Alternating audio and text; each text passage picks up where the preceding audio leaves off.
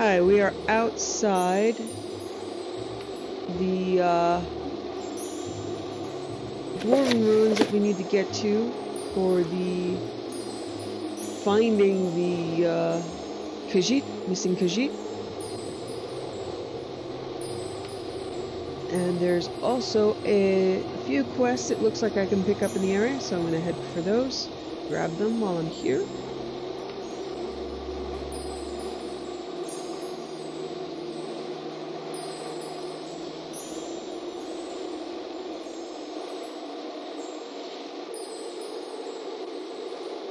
Oh dear. You will speak with me now, or you shall feel the bite of my axe. When this enchantment wears off, Hiss in Deep Raid will shed some blood. Aye, a foul witch has given me some enchanted disease, leaving me rooted to this spot. She called it Witch Wither, foul temptress. I had been her escort. She was a big woman, friendly, you know. Then the damned witch ensorcelled me, leaving me at this spot nearly naked, to display my shame to the world. Hiss in Deep Raid is not accustomed to being mocked, stranger. I shall paint the ground with her entrails. Oh, let's see. I should be able to cure your paralyzation with this spell? I probably can. You've a spell to cure this malady? If this is a trick, stranger, yours will be the second neck I snap. Never mind. Go ahead with your spell. I couldn't be worse off than I am now. Treat me fairly, and I will reward you. Hiss in Deep Raid shall have his revenge. Go ahead, cast your spell. Hiss in Deep Raid fears nothing.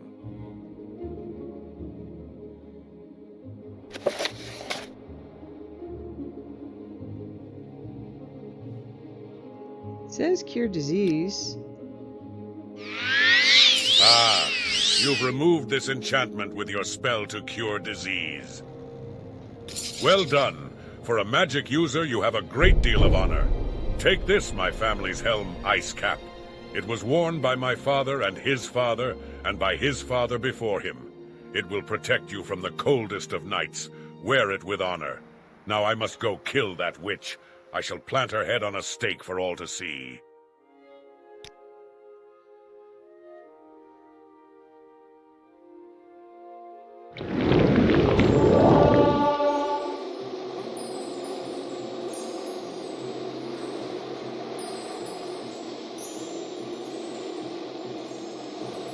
I'd ask what is it with Nords and witches, but really, you have to ask just the game developers who do this over and over. Naked Nords and witches.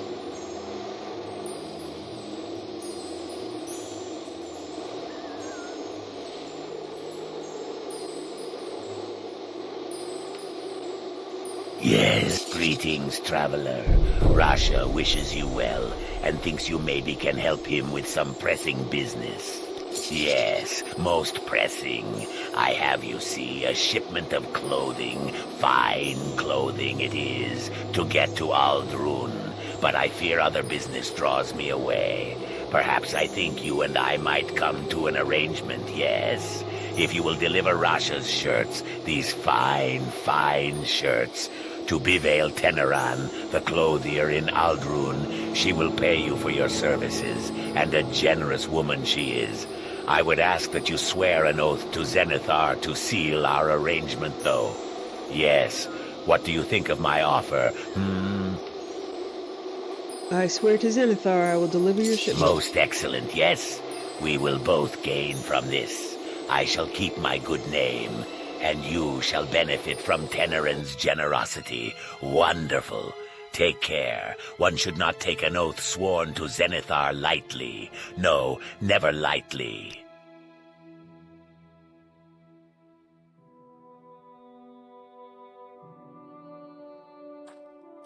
Okay.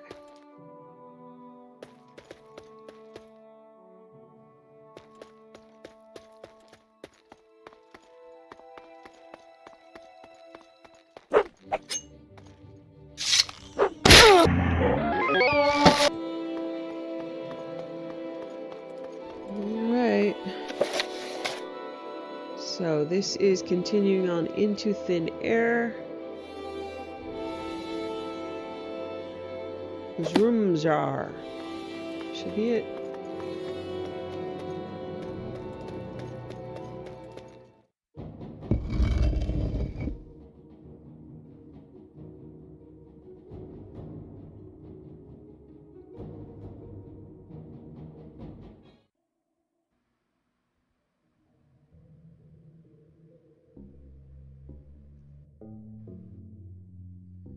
Okay. One more lever.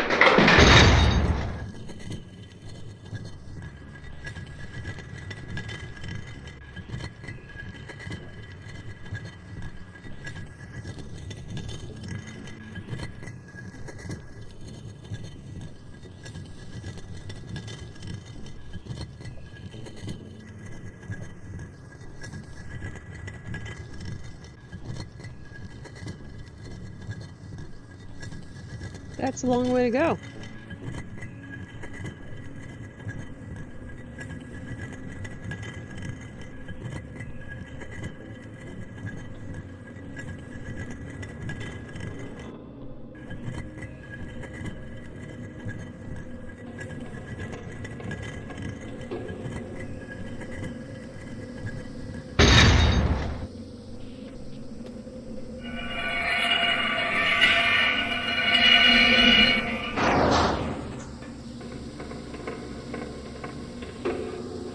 Okay, there isn't a good map of this, so I could be in trouble. Oh. Oh no, I see. Okay. It's a little weird, but there is a map.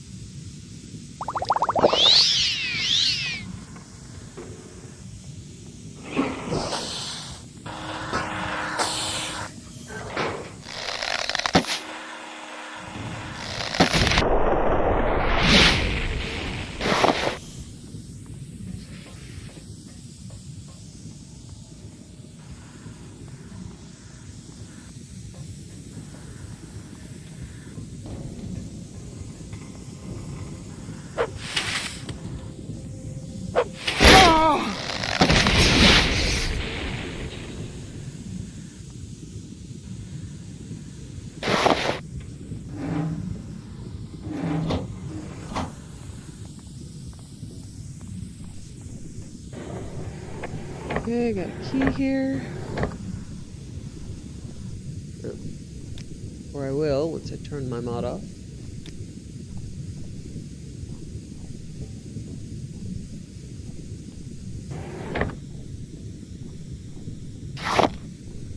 Okay.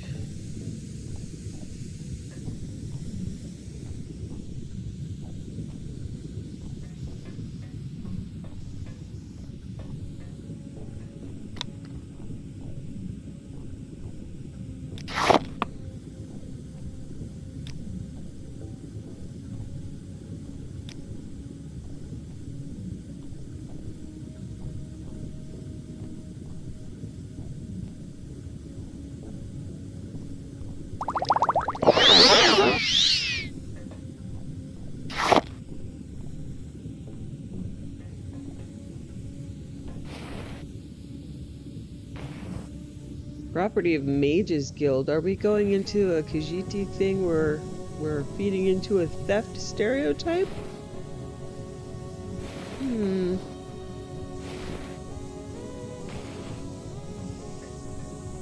Are we?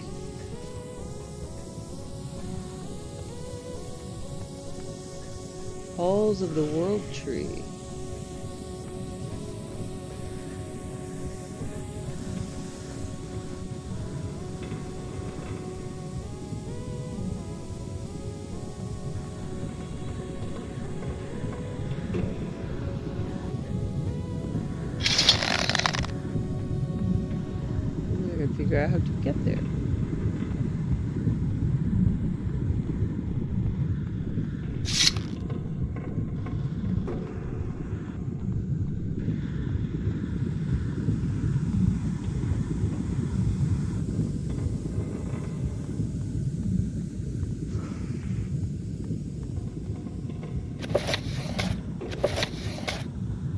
Grovir's Journal. Entry 1. We arrived late this day. The journey through the mountain path long and our packs heavy. We feel it already. Her presence is near at the threshold of this place of strange magicka and metal. The light of Jode reaches even into the depths, and so shall we. This one was eager to see what lay inside. This one suspects it is not alone in the feeling, but all great journeys must meet challenge. The elevator has fallen to disrepair. Unsurprising, with its masters failing to tend to their duties, it falls to us to rouse it from its rest. A shock of magicka and a few fur-raising guesses to the nature of the parts later, and the great beast groaned and shuddered itself to life. Descending below. This one believes it was more the ingenuity of the Dwemer than ourselves that was owed to this relic maintaining any function at all. Entry 2. Today we set up camp in a space near the entrance. This is a quiet place, but only in measures. One may only be lulled by the silence for a moment before startling at some new crash and distant scream of the workings. Even the walls here tremble to the touch. So strange that this place seems so almost alive, yet so cold. The water spilling out from this place is hot. Steam rises from the lake we walk over, but the pipes here are icy to the touch. It humbles even the bravest of us to be so deep under stone. Our fire may be small, but it is enough to light the gloom. We've split up our supplies and are ready for tomorrow. Whatever lies further in, we will find it. Entry 3. Strange things indeed. This place is wrong to its bones. We thought to simply descend the stairs, but they twisted and confounded us to no end. Carr spat curses upon this place in their frustration. It was only when we accepted the impossibility that the answer presented itself, and we found ourselves not where we should have been, but where we had not been. Forward is always forward, but back is not always back. A test, perhaps, of Dwemer cleverness. Entry 4. For all our struggle with this accursed place, it finally became worth it when we beheld Jode. There our destiny was clearly visible in the void, through a dark, pulsing wound in the very material of the world. This one had read of such things, a world tear they're called. They're terrible things. The strangeness of this place perhaps a symptom of the correct order of all things breaking down in its presence. But we first faced another Dwemer trick, a barrier that held us fast, solid as stone. It would not break, would not crack, would not even flicker, at every trick and enchantment we threw at it. The answer, perhaps, even the lesson they sought to teach, is not to confront the problem head-on. The path forward is not always direct. One must sometimes step backward to reach the goal. A lesson perhaps in patience, too, to look away from Jode and trust that we will reach the end, and they will still be there. The Dwemer were perhaps wise, or Jode was tricky, leading them to lay this lesson for us to find. I had at first stumbled upon the answer, but as the others learned the lesson too, they averted their gaze and stepped through. Our leader, Richelieu, was the first to approach the tear, staring deeply into the void. It revealed its trick to him as he studied it, and to us it was as if the air swallowed him into nothingness. It was by a different path he returned to us, his face lit with strange wonder. He claimed to have glimpsed a vessel in the void, a great ship that would take us to Jode, but warned that the air was too thin for us to breathe. Uneasy, we decided to return to camp to weigh our options. Entry 5. This morning, Richelieu decided to send Jajra back to the Mage's Guild for aid. We need a way to breathe within the void. Jajra set off, while the rest of us stayed here to prepare and wait, caught between excitement and fear of what lay beyond the tear. Entry 6. Jajra has finally returned, carrying a spell that can create a bubble of air. The time has come. We've packed only what is essential, leaving the rest and my journal here so that the future pilgrims may follow our steps. We're crossing through the tear today, bound for the vessel that will carry us to Jode. May the moons watch over us.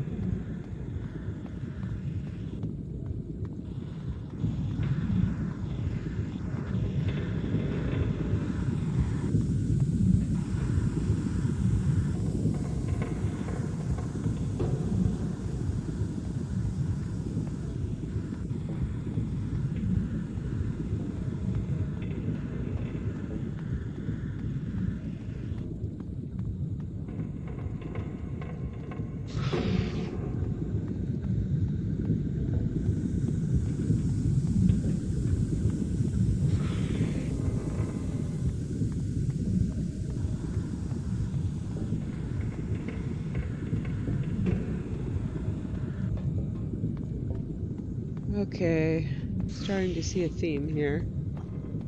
Bookcase, table with 2 bottles on it. Okay, so this is an eternal passageway.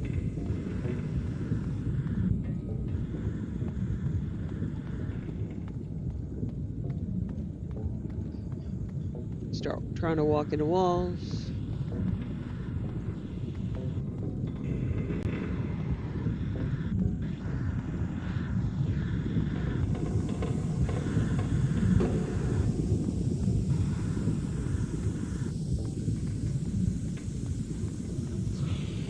Okay, so I said something about the way back.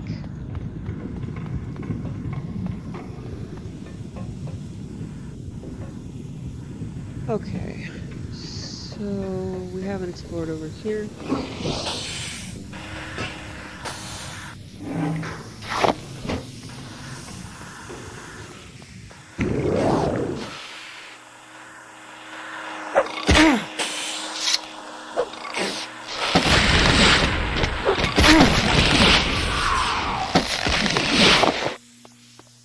So we'll try the World Tear.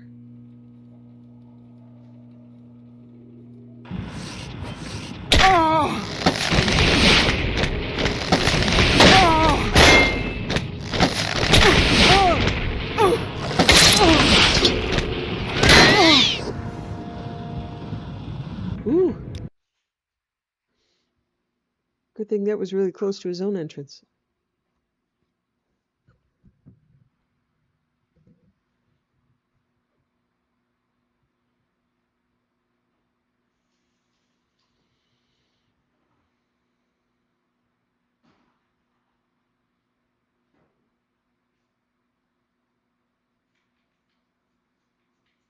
I appreciate later dungeons that do not give you mobs that kick the crap out of you before you even zone in.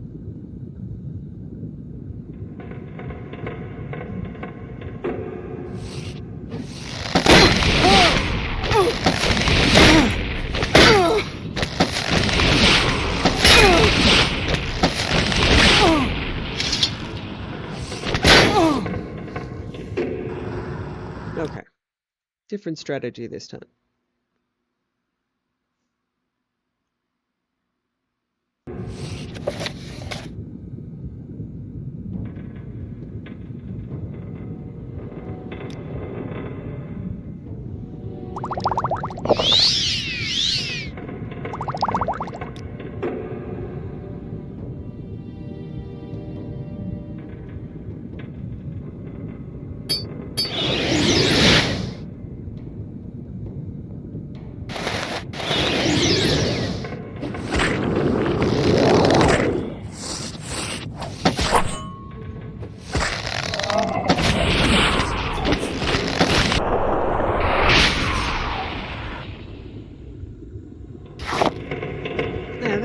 That thing had 400 hit points. It's a lot of hit points, guys. Context, I have 140.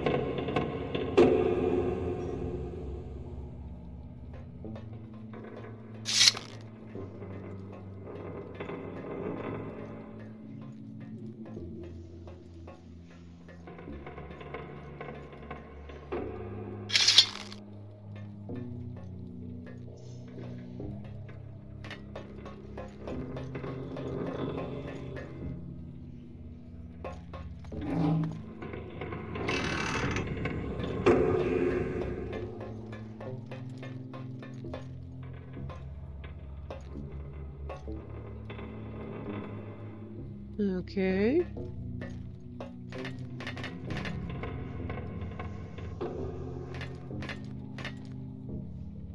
What do you think?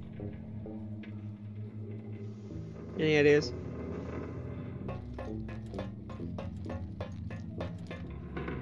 Alright. I have no idea.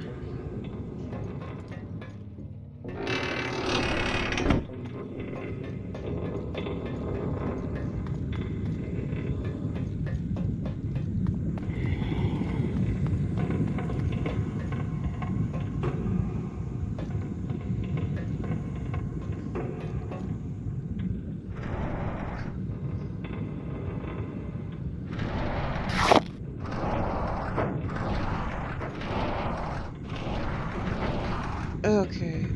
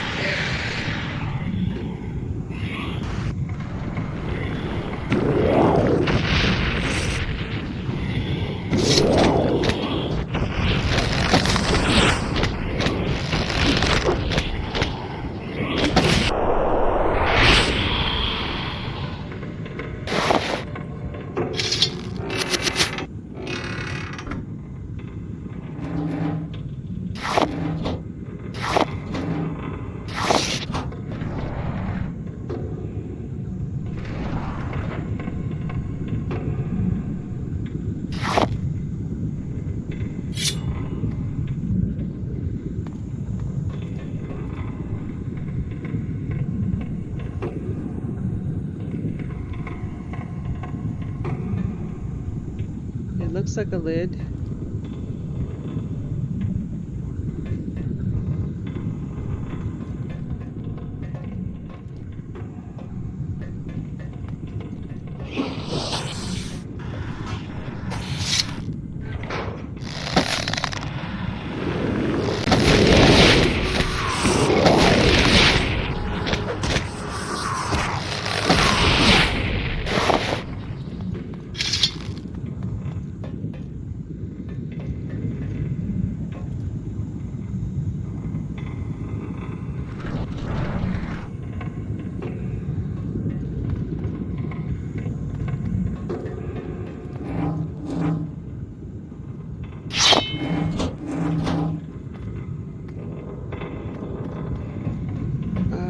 I really don't know, and I don't have any inspiration.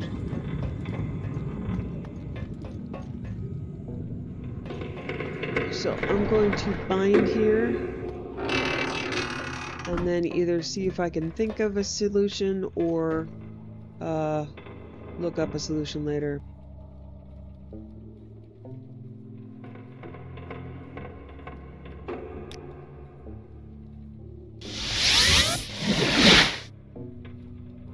Okay, House Veteran Armor Repair Debts.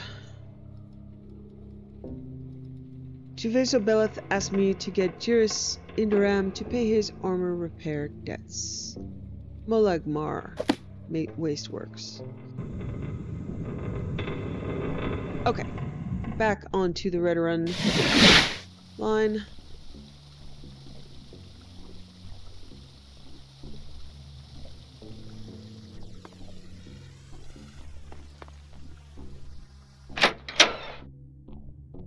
Yes, Outlander. What do you want? Pleased to meet you. I'm Tidros Indaram. This is your first visit to Molagmar.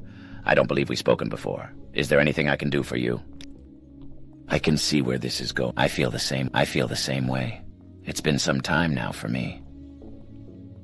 If Jiras owes a debt, why are you asking me about it? Well, perhaps you can settle this issue yourself. Walk with virtue, Outlander. Yes, Outlander, what may I do for you?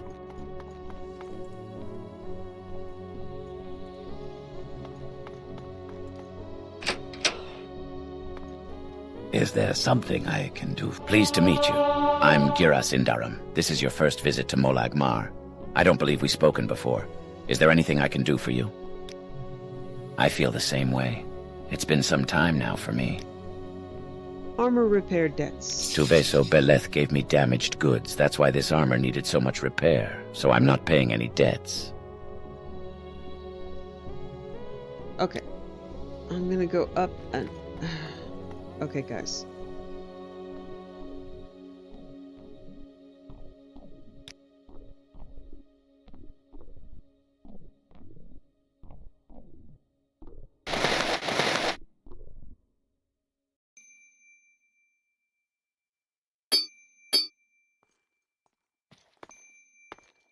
Yes, Outlander, what may I do for you? Go ahead. I'm listening. It is truly a pleasure to see you. I am the Deputy Marshal of the Buoyant Armigers, and much too busy to deal with this matter again. Speak with my brother, Tidros Indaram. A warm welcome to you. Hello. What do you want? Is there someone in particular you're looking... If Giras owes a debt, why are you asking me about it? Giras refuses to pay his debts. All right. Perhaps I can talk sense into my brother. Just tell him I said that paying the debt would be the honorable thing to do. Yes, Outlander, what may I do for you? This one honors us. Please. I'm not paying those armor repair debts. All right, if my brother says so. But I still won't pay the debt unless you can prove by combat that I owe it. I challenge you to a duel. Right here, right now. All right, we fight till one of us says hold.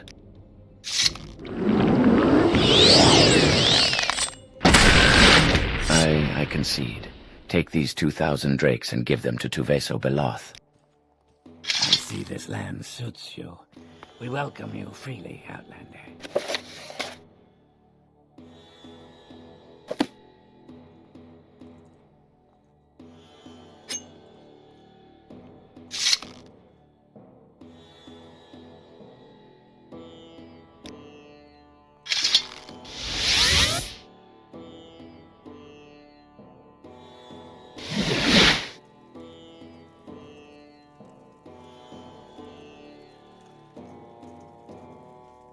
Well, were you able to get Giras Indaram's armor repair debts? Do you have the debt money from Giras Indaram? Yes, here it is. You do? Well, I must say I'm very impressed. Here, why not take this glass sword I've been working on? You have done everything I would ask and more. Okay. I suppose there's no harm in talking. Good. What can I do for you?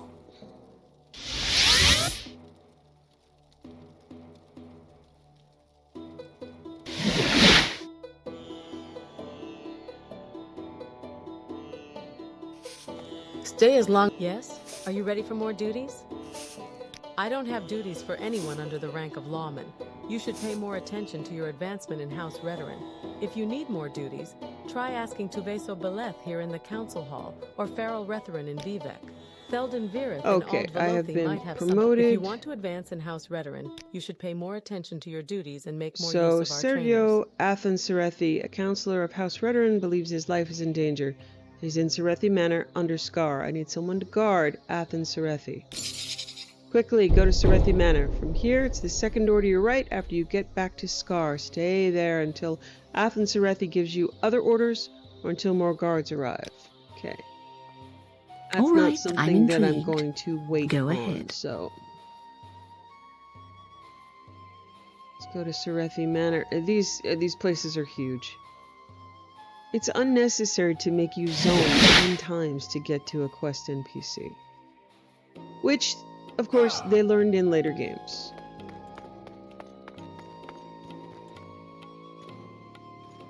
Is there something You're here to guard me. Thank the tribunal.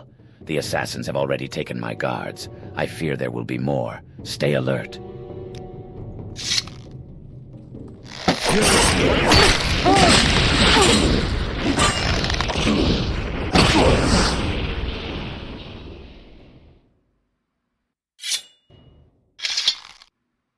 You'll bring me good fortune, Outlander. How may I be of service?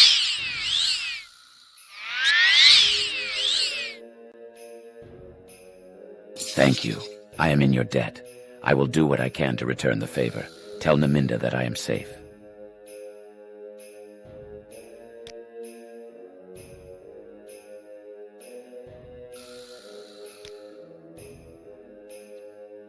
Yeah, I'm gonna mark here. He's a future, quest hub.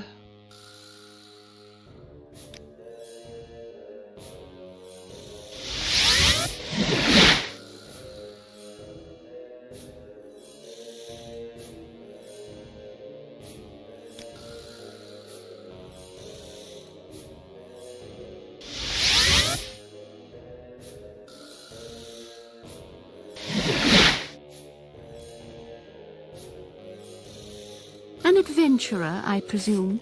The pleasure. I heard there was an attack. Is Athens Serethi safe?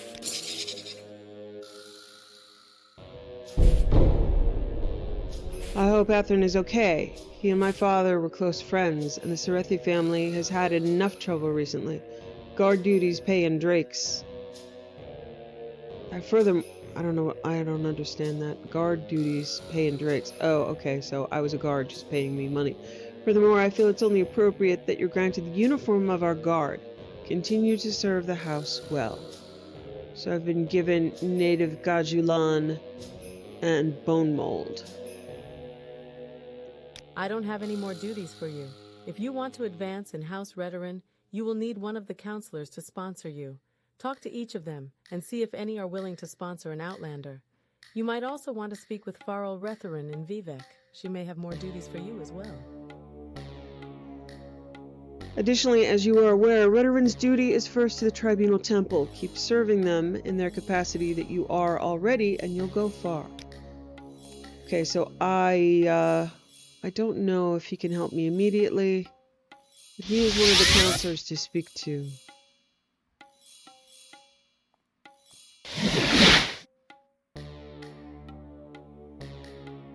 So good to see you. I am Athens Serethi, a counselor of House Redoran. What can I do for you? I would consider sponsoring an Outlander. I have done so before when the circumstances warranted it. Archmaster Bolvin Venom holds my son hostage for a crime I know he did not commit. If you want me as your sponsor, you must rescue my son, Varver Serethi, and return him to me. My son is being held in Venom Manor, which is the first manor to your right when you enter Scar. Bolvin Venom holds my son as a privilege of private justice. Find my son and bring him back to me. Once you and Varver leave Venom Manor, you will be safe, and no one will follow you.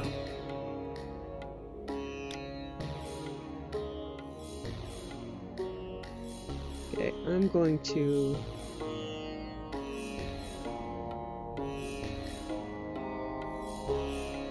I'm not running all the way over there. These places are ridiculously huge.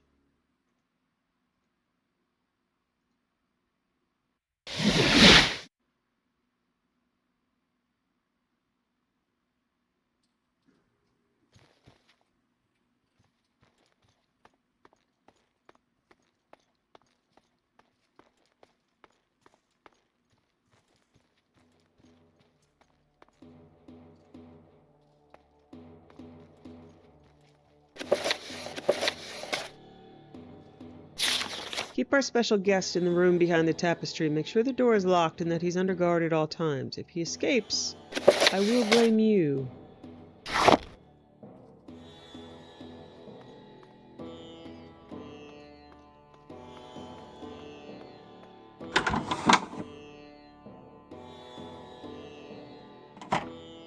Did my father send you? Are you here to rescue me? Should we travel together back to Serethi Manor? Shall we travel back to my father, Athens Serethi? Take me to my father in Serethi Manor.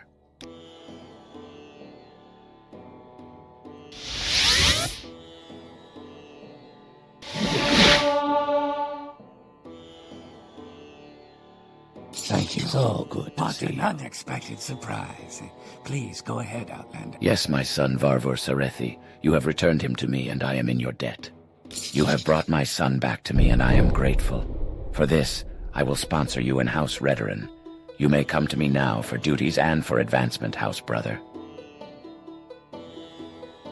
Or house sister. Or, you know, Whatever, man, I'm just tired.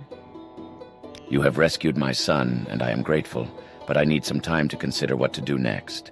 Leave me for a day or two, and I will give you more duties. Okay. So I will have to check my journal to come back here.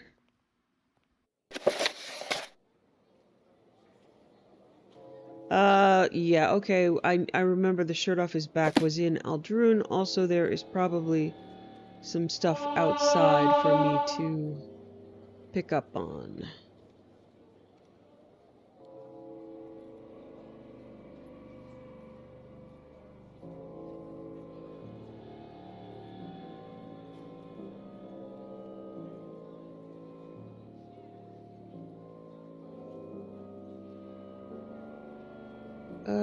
Hmm.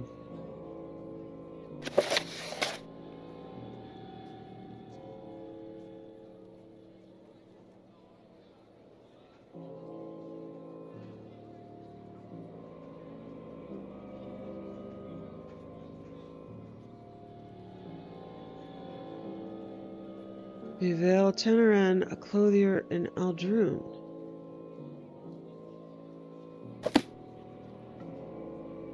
Okay.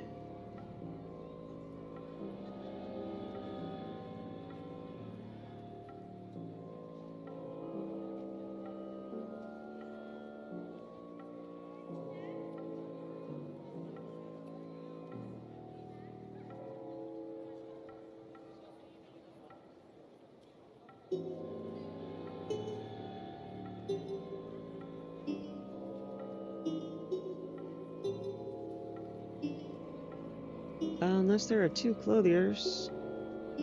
Let me see. This is it.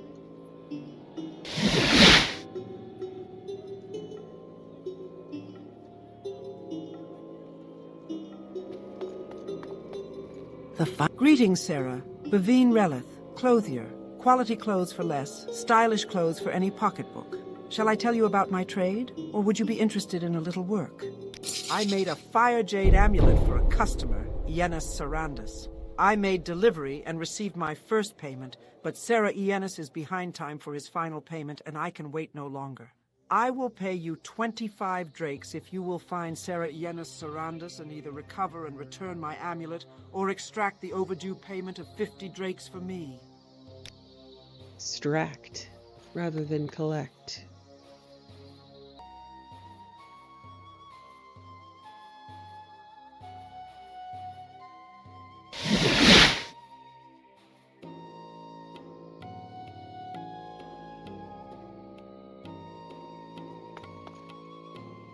Is there something you need? Yes, I'm Ienis Sarandis. So, you're here about the overdue payments? Overdue payments. Yes, I do have some overdue payments with local merchants, but I'm afraid I can't pay my debts right now. You see, I'm a little strapped for cash at the moment, but I have certain very attractive prospects underway, and I'm sure I'll be able to pay very soon. Offer a quote from... I'm so hungry. I could eat a rat. Offer a quote from Sariona's sermons and a sympathetic ear. Indeed, it is as you say, nor encumber myself with profitless treasures, but shall share freely among house and hearth. I have forgotten the grace of generosity, the words of Lord Vivek. You are right to remind me of Sarione's sermons. I've been a fool. I've wasted my family fortunes, all in pursuit of profitless treasures. I should share freely, rather than squander the great gifts of home and hearth. Here, take these items and return them. Give the brocade shirt and silk pants to Bivail Teneran. Give the racer's suede belt to Tiras Sadis. Give the ebony ring and the glass ring to Dane's Redathril. Give the designer shoes to Leather Vary. Give the fire jade amulet to Bavine Relith. They are all merchants in Aldrun. Return the goods with my apologies. Now I know what I must do. I must give my parents' house to the temple, and I shall enter the temple myself and see if I can make something of my life. Thank you. You've taught me a valuable lesson. From this day forward, I shall make my honest way in the world and try to be of service to others.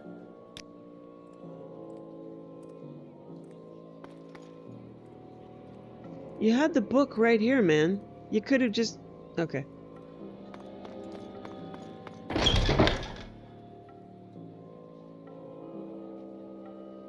So, completing this quest may just actually bring me,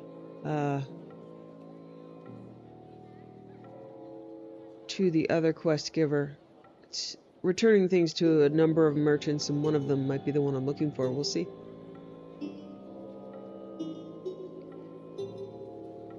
So you might see a change in preoccupation in her attitude when she's given trivial tasks and she knows the importance of the tasks she's already doing. So it's going to be difficult for her to empathize with Khajiit who want to visit the moon. Our selection is the finest in town. Hello again. Good to see you. Are you looking for a specific place here in Aldrun? Have you heard he has given his house to the temple and is studying to be a priest at the Aldrun temple? The word is all over town. I see you have the Fire Jade amulet from Yenna's Sarandus. Here are the 25 drakes for your services, and thank you very much for handling this situation so well. I really appreciate it.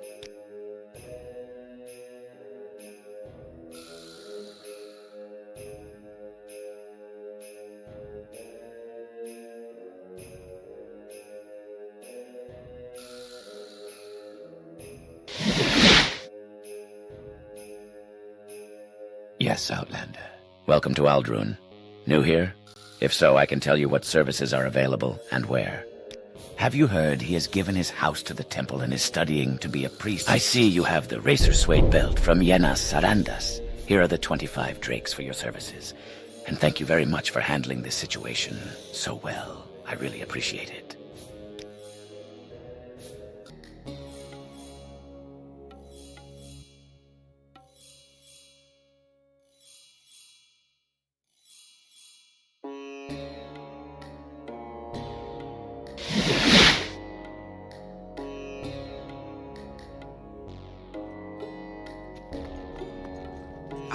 I'm fine, thank you. What can I do for you? I am Bivale Tenerin. How may I help you? Have you heard he has given his house to the temple and is studying to be a priest at the Aldrun? Ah, you've brought the shirts from Rasha. Wonderful. He does such fine work, and he sells them to me for very reasonable prices. He's a careful sort, but that's just smart business if you ask me. Thank you for your help, and here's your payment. I see you have the brocade shirt and silk pants from Yenna's Sarandus. Here are the 50 drakes for your services. And thank you very much for handling the situation so well. I really appreciate it. You'll bring me good fortune, Outlander. How may I be of service? Okay. That's good.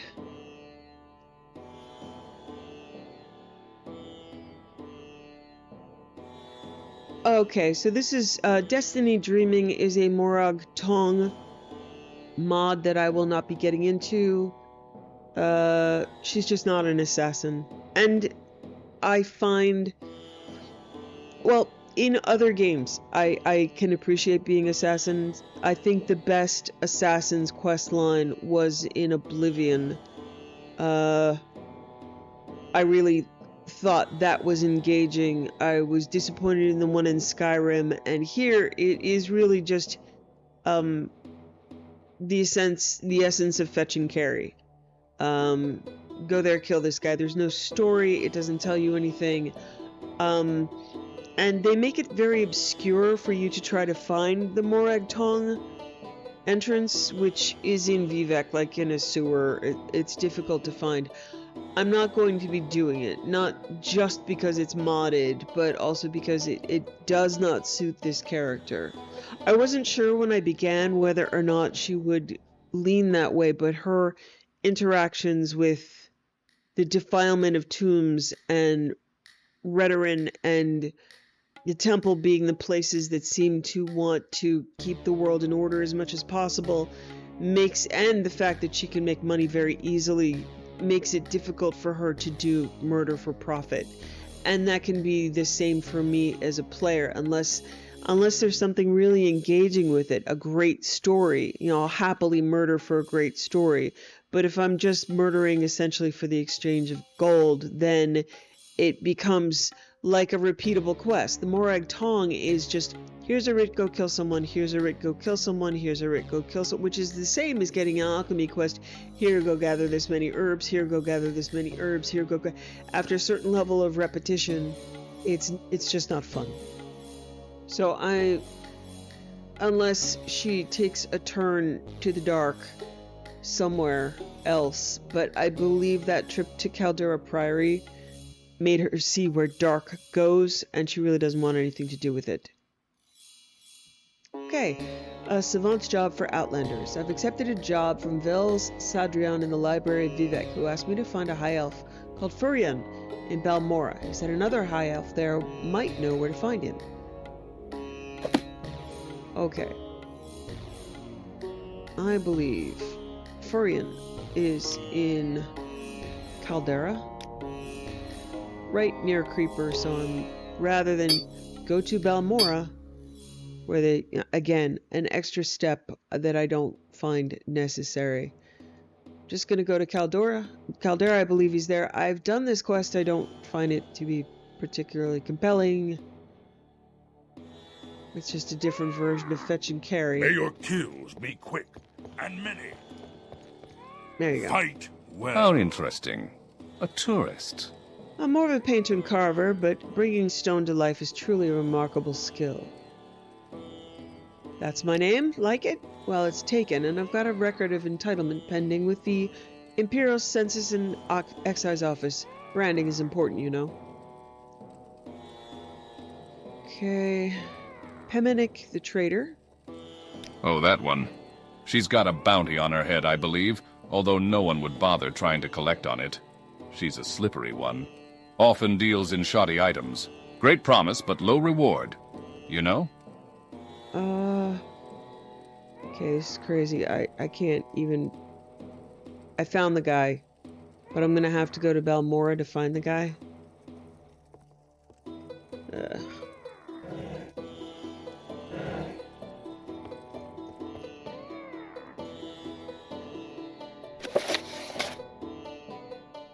Alright.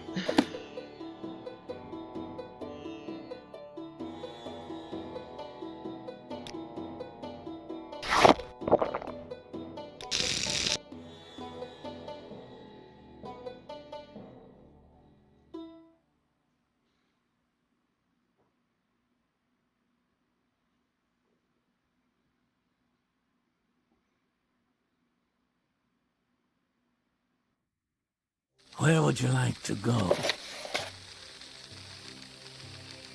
What's he doing here?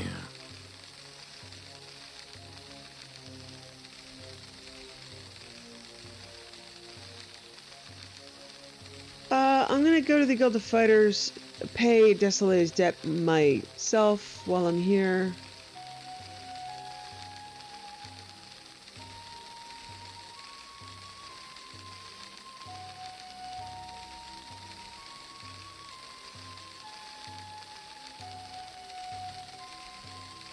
So instead of going to Suren and intimidating for protection money, I'm just gonna pay it.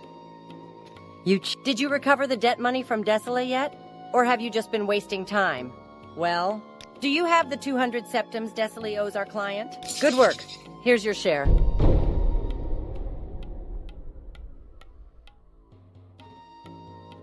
I have a bounty contract for the Orc Dura Grobble. This orc is an outlaw, living openly in a house here in Balmora. I have a contract here that says 250 septums are yours if you bring her to justice. How does the day greet you, friend? So she's very skeptical. Was there really debt? Is she really an outlaw? Same with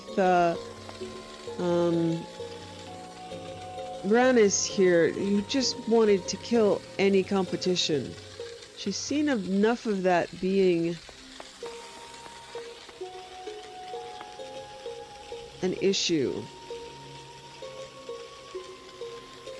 So she's more than a little concerned.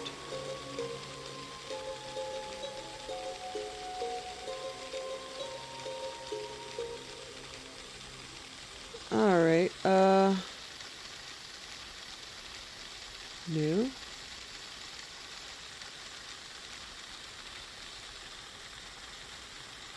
So I want to honor my character's wishes, but of course it can be difficult to play a game when you have a character who's refusing to do something.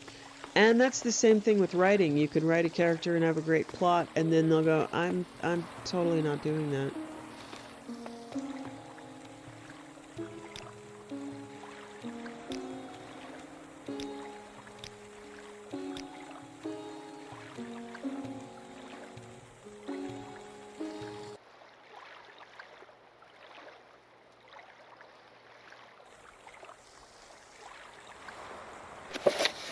What's she doing here?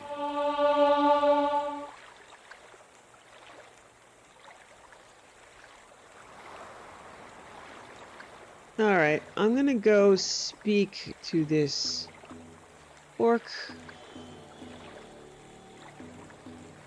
In fact, no, I'm gonna go speak to the Perseus Mercius, which is just a silly name. But, I'm gonna go speak to Perseus Mercius and see what he has to say about this job and this orc. Okay. And follow up on Furion.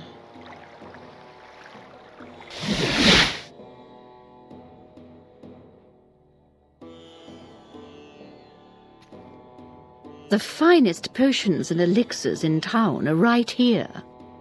Furion, oh, that man. Yes, he spent some time here, but you just missed him by a few days. Men like Furion don't stay in one place long. They strike out for whatever inspiration lies. It seems I couldn't amuse him forever. He headed north up the road to Caldera when he heard about a renowned stone sculptor there. Okay, I think Perseus Mercius is in Aldrune. Let me see. Now let's go talk to Furion. Yeah.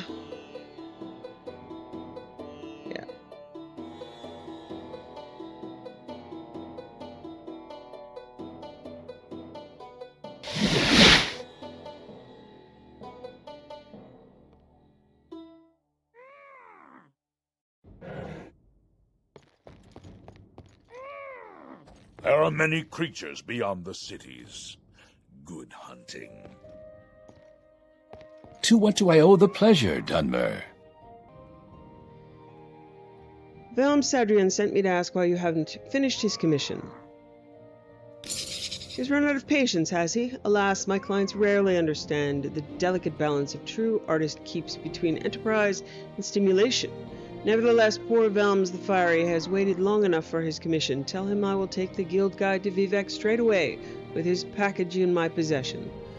Why don't you just come back with me? Never you worry. I'll be there in Vivek shortly. You can count on the word of Furion the artist. He's upstairs with Duma. Okay, so the scripting's a little bit off here. Everybody's supposed to tell you where Furion is, and now Furion is telling you that Furion is upstairs. Oh, honey. Honey. Okay, so this was the Library of Vivek. Let's see if I can finish this up.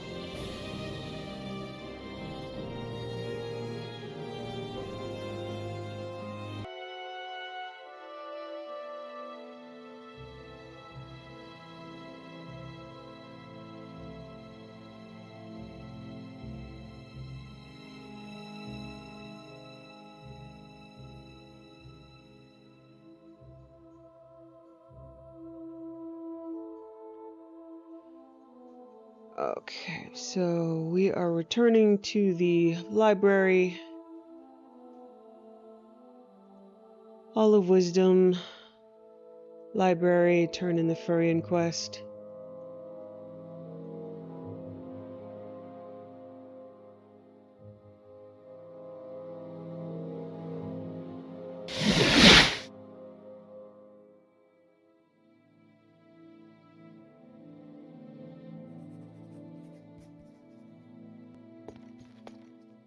The spirits and thy lords.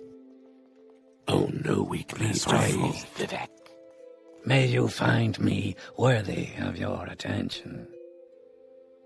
I What a suppose I frustrating could spare a situation. moment or two. When will he get here? Today? Tomorrow? Next month? I'm sorry, these are rhetorical questions. Here's the second half of your payment as promised. Now Furion, Films, it's good to finally meet you. I can imagine some scenarios which would have made this a more pleasant meeting, but at least you're here now. You have what I paid for? Yes, of course. There you are. It was a pleasure having you as a client.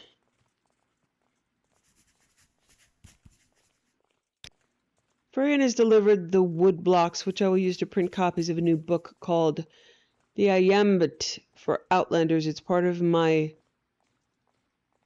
Iambit, that must be alphabet. It's part of my appointment here in the temple, spreading the language and culture of our people. You know, I'm not gonna take this quest. I don't find this to be fun.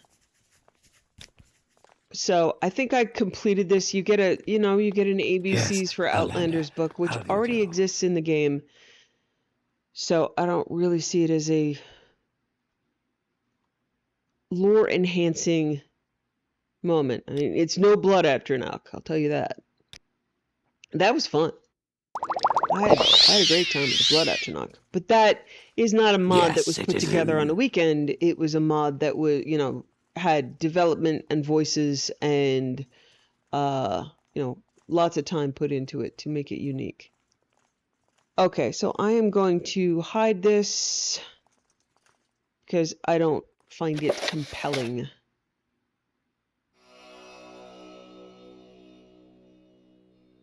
Okay.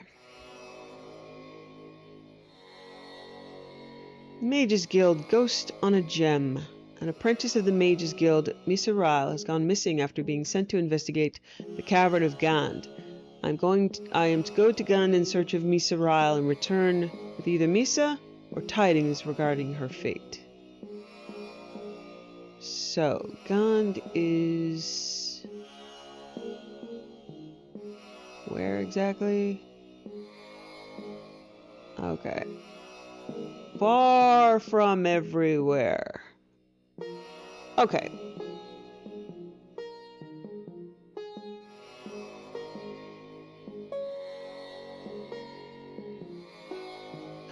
Okay. I'll go to Almas, purchase the building I couldn't afford last time I was there. And while I'm overseas, I'm going to try to pick up Temple faction overseas.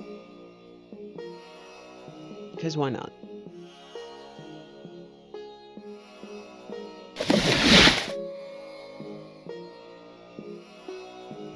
Okay, we spoke to them before about buying a home. We'll just buy it. Good friend, this is an honor. 20,000 gold.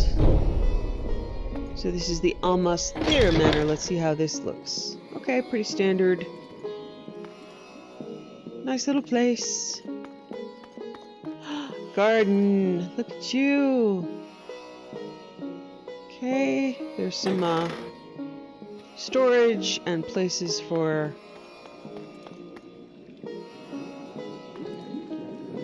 Okay, yeah, this is... You could use this for tabletop alchemy. I removed the mod because I want to be able to loot the things that are on the tabletop.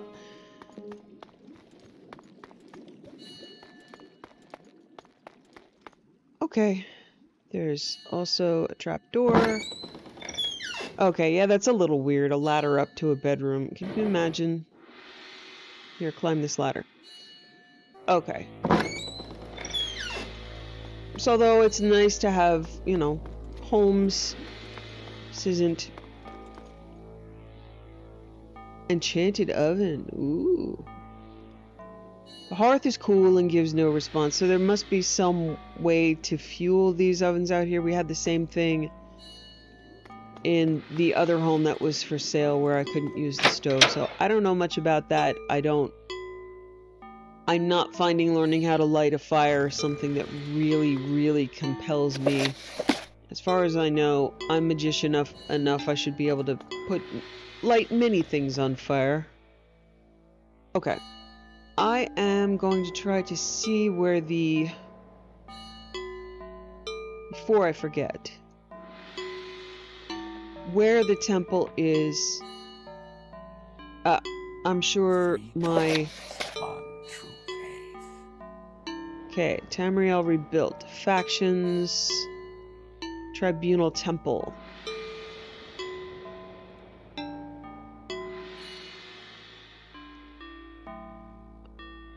Okay, so there are several monasteries. Looks like... Am I in Almastir?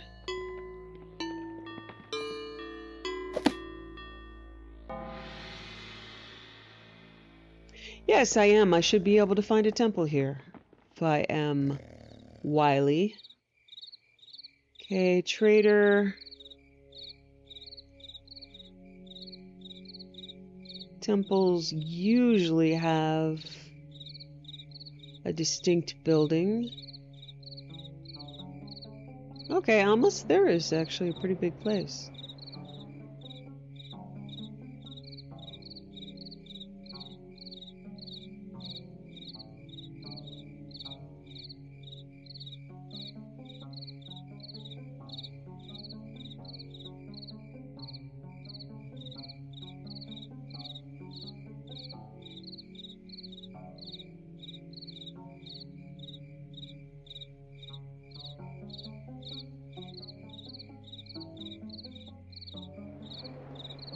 Temple. Okay.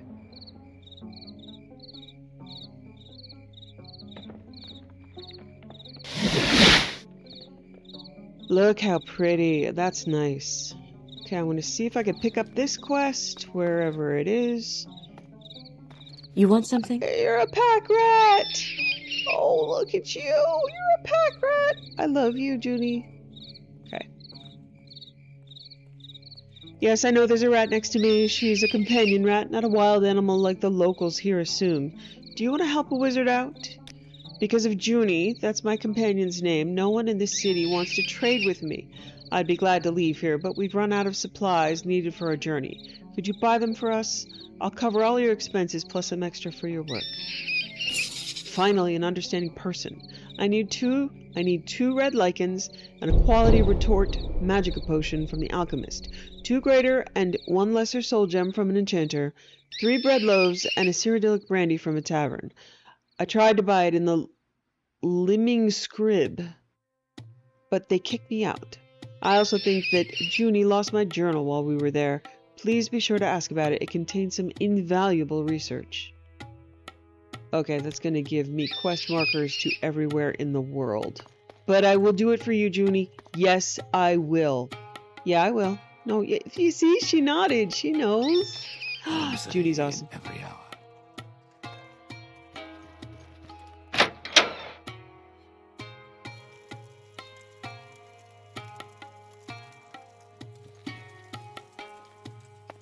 Please join me. May I help you, Outlander? Acolyte, do you think I can count on your discretion? I'm in somewhat of a delicate situation, and I could use the help of someone who's both capable and can keep their mouth shut. Are you in? I've been feeling without the grace of my lord recently, so I decided to travel Velathi's path, to reconnect with the small folk and the faithful again. It was going quite well, and I was beginning to rediscover my purpose.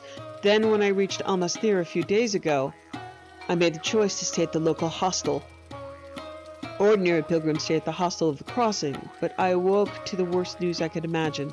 My prized glass sword was missing. Stolen, most likely.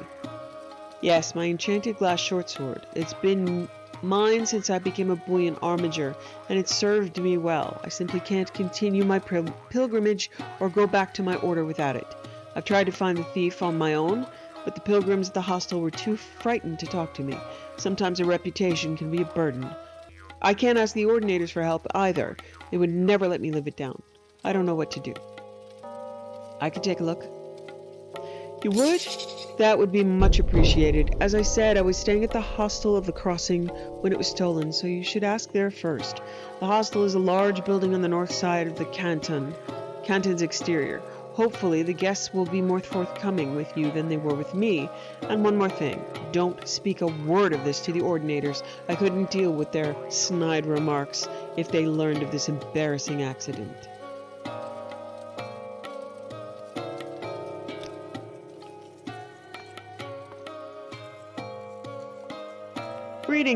Greetings. Welcome to the Temple of Almasthur. Normally I would guide you around, but I'm afraid I'm too bothered by an unknown corpse that was recently fished out of the Thur.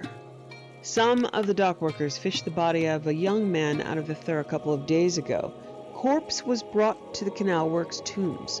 Although it isn't unusual that bodies wash up in Almasthur, I've been really distressed by this one. The boy looks so young, barely an adult. Oh, you guys finally had a kid? And you killed him, didn't you? Didn't you? I really want to find out who he was and inform his family of his passing. Would you like to help me out? I'll help you identify the body. Good, you'll find the unknown man's corpse in the canal works tombs. When you enter the tomb, turn left and go up the ramp.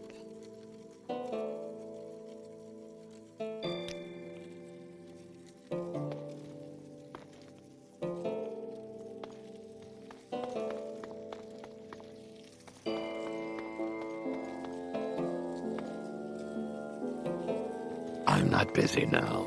What do you need? Oh wow, this is a lot of weirdly down. Okay.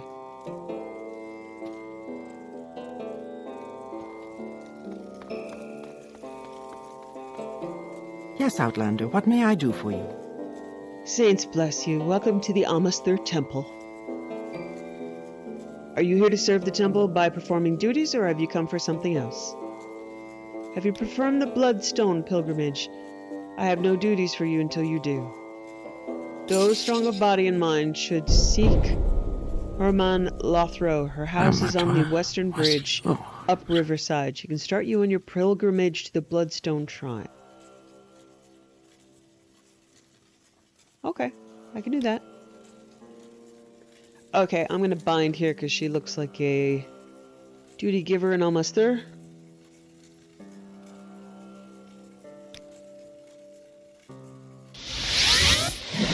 Okay, so we have started some of the main quest lines in Almasthur, big place. And now I'm going, where was the... Yeah, Miserail is up there. So we're gonna fly.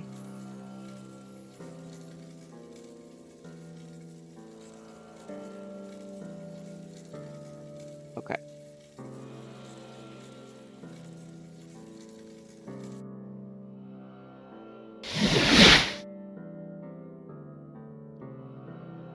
Well, while we're at my house, I might as well take a quick bath and nap. Go up the weird ladder to the bed, right?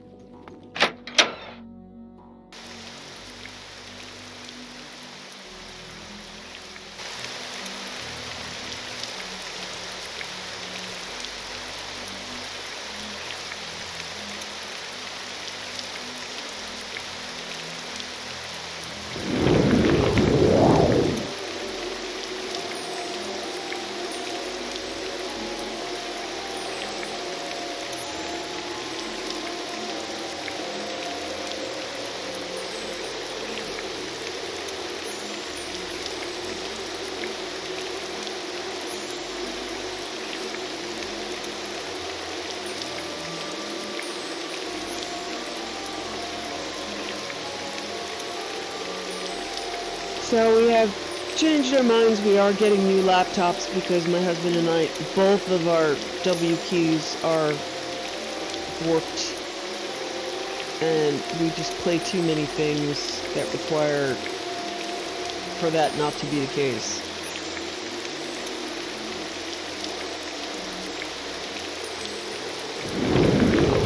So, next week or so, I will be getting a new laptop and transferring all my mod lists to the new machine, and that's gonna be so much fun. I can't wait. I love that time of my life.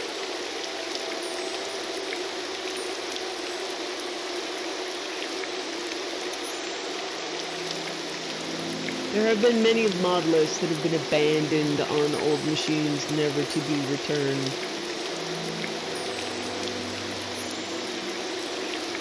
Hopefully, I'm invested enough in this run through.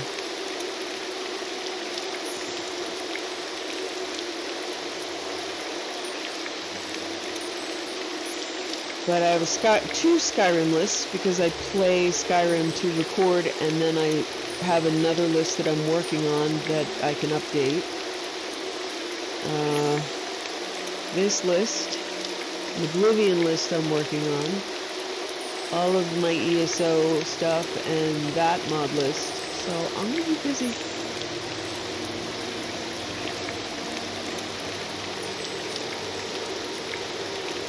Hopefully I have enough time between now and then to put everything on an external drive and then give it a week and continue to play on this. But it's going to be a thing. Oh wow, I'm about to die. I'm about to die. Wow. Yep, would have plummeted straight to my doom. Woohoo! I had 2 seconds. Maybe I could have cast it on the way down, but I have reached level 17.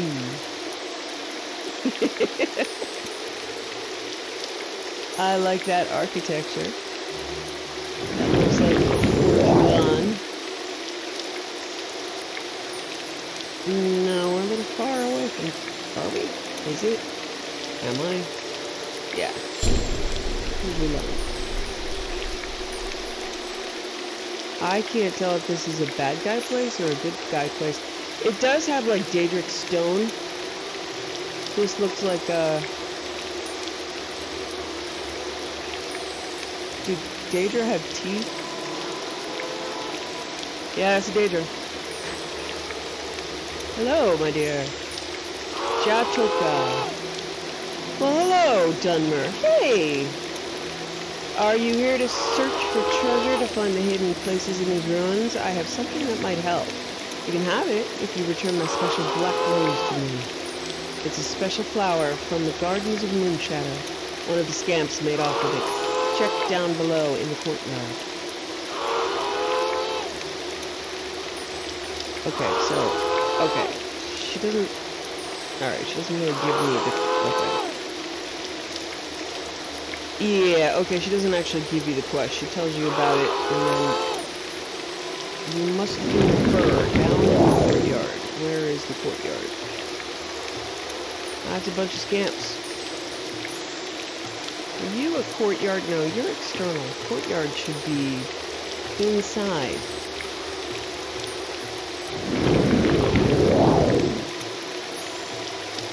Down below. I don't know. Come on.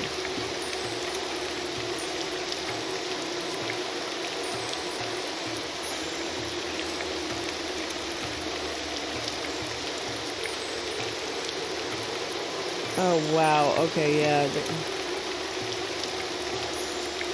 This is not a... This is not the place I'm looking for. It's on the way. Cool, though. Definitely Daedric adjacent.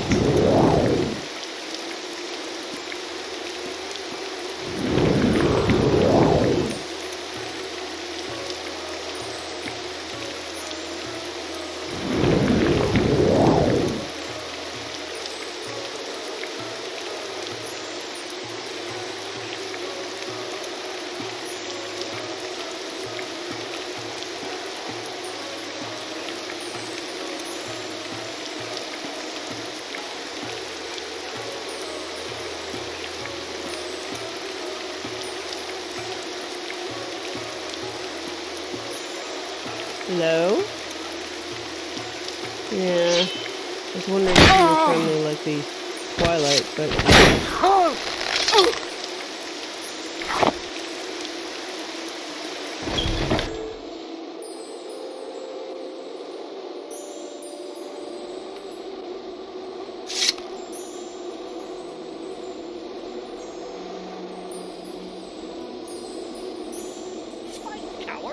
What's this? Another Mages Guild welcome to pilfer my cavern? Foolish Dunmer, soon you shall share the same fate as your little lady friend. Prepare to serve under your new lord for all eternity. Ooh, I don't like that idea. Hello? Can you hear me? It's me, Misa Ryle. Are you from the Mages Guild? Yes, where are you, Misa? Trapped in some dark room deep in this cavern. I ended up here after narrowly escaping Voher's shuffling monstrosities. Please, I'm too afraid to come out on my own, and it's terribly dark in here. Don't worry, I'll find you. Thank you. I'll let you know when you're getting close, okay? Please stay safe. Oh, that was bad.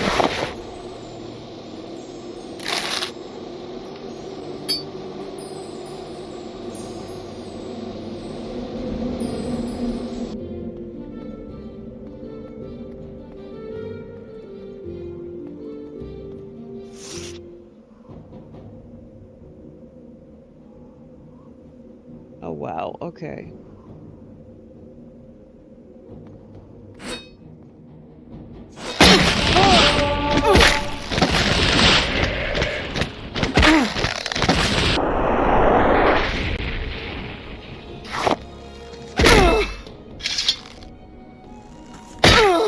See, that's why I don't like archers unless I am one.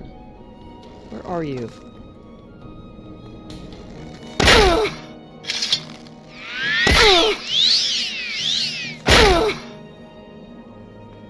I can't even see where you are.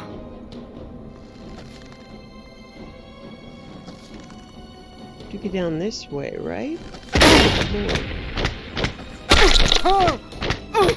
I can't even see what's hitting me. Okay, I'm just gonna stand here and heal myself until I'm a god. There you are.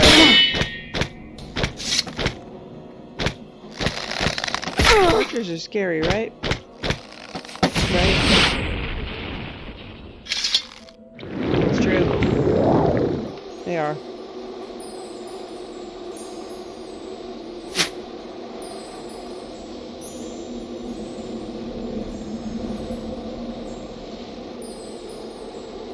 Raw iron.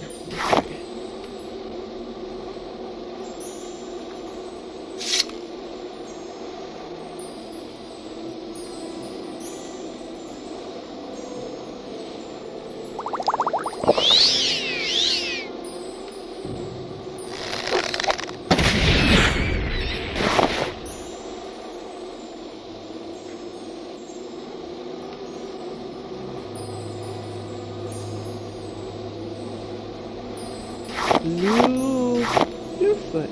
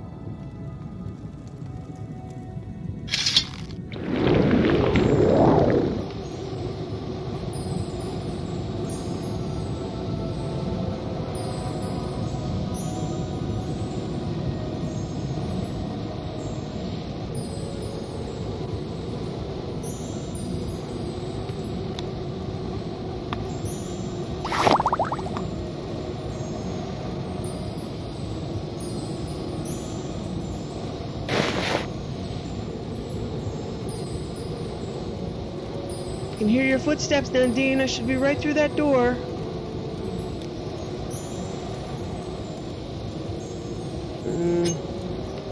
Part of me thinks this is a trap, but we'll see.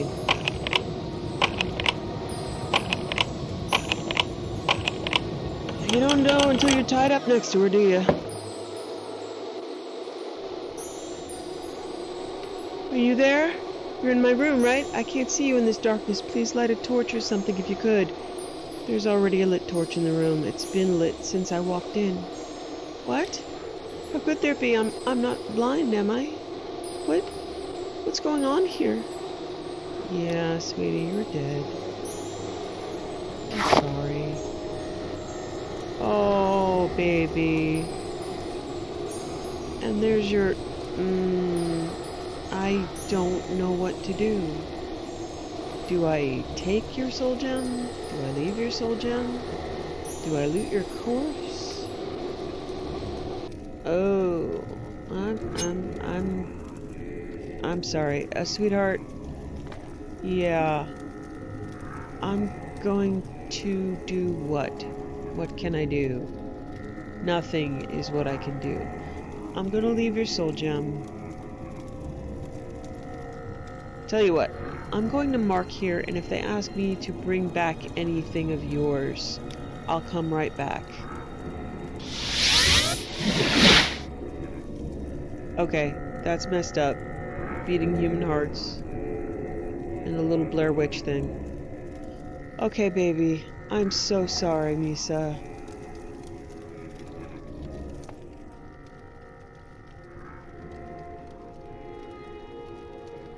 It's still giving me a quest marker.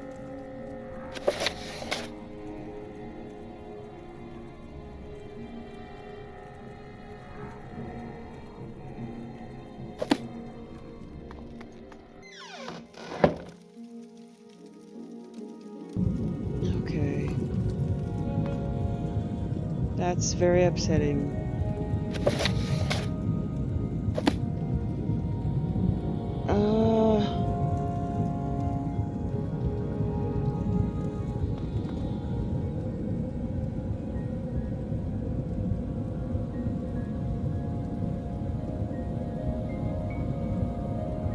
Okay, this is really confusing because it just...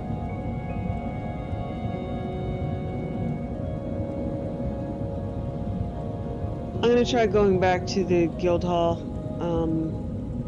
This is just... this ain't right.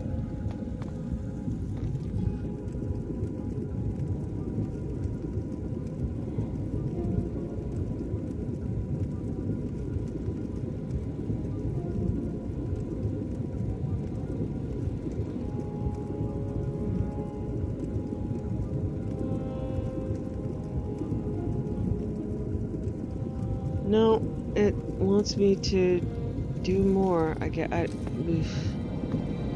Ugh. Okay. Ghost in a gem. Maybe I have to take her soul gem.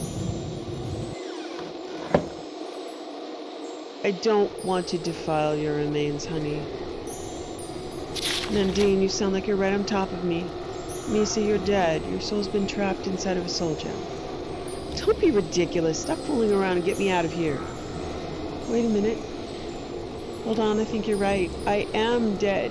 How could I forget that awful feeling of that vile necromancer's dagger burying itself in my abdomen, and then suddenly there was this awful sucking sensation. No. No, this can't be. You have to reverse this. You have to get me out of here. It's so dark. I can't see a damn thing. Wait, where did the floor go? It's so dark. You have to get me out of here. It's so dark. Wait, where did the floor go? It's so dark. It's so dark. It's so... Oh, I'm sorry. I'm sorry. Okay. Yep.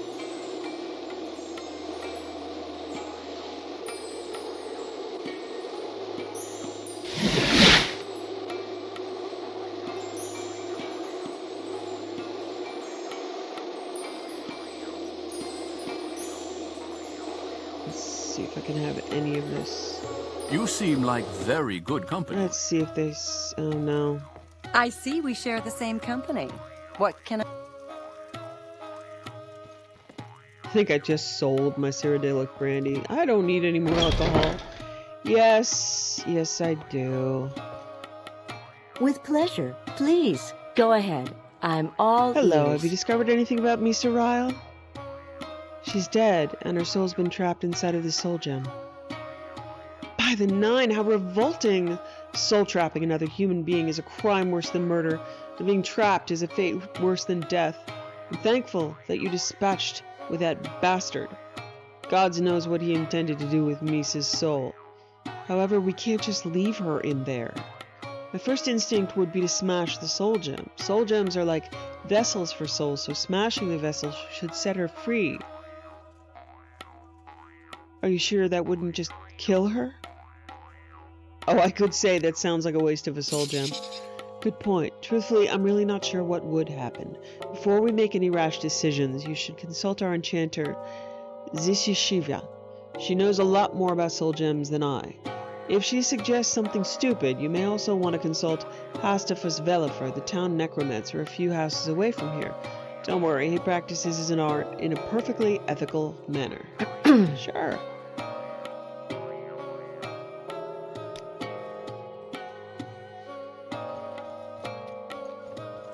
What am I looking for here? Okay. Back down all the stairs.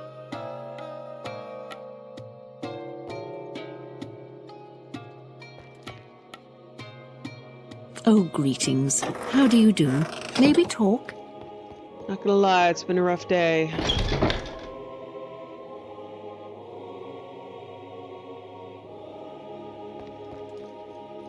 You honor me. Please speak. Misa Ryle. Oh dear, poor Misa. Svelkrisha would see the soul gem smashed? That would be a terrible waste. Poor Misa's soul would become fragmented and unusable. Pains me to say this, but Misa is dead for good. There's no way to bring her back.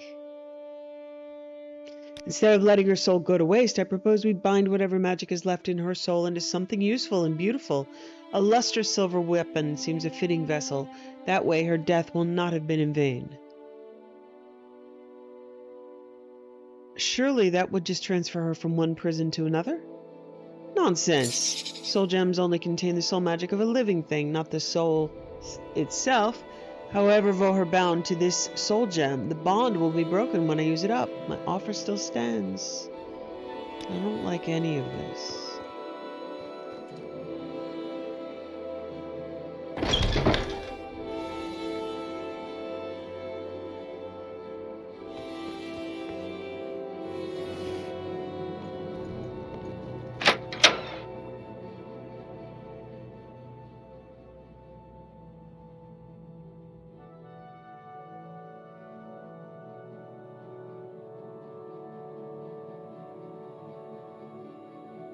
He's feeling nauseated, and even mushrooms don't sound like a good idea.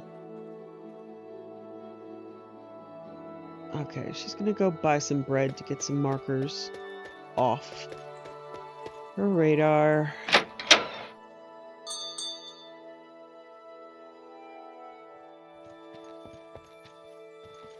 I'm listening. Watch your step.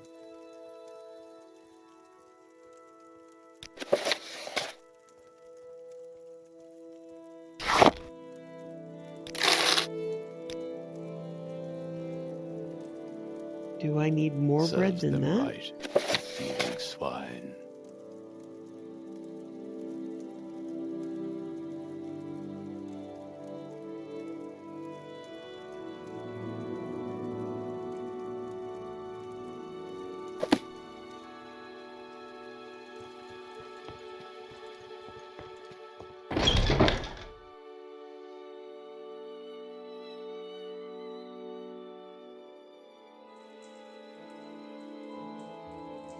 Okay, go buy some Cyrodiilic brandy. Very grateful that there are no more bagpipes out here.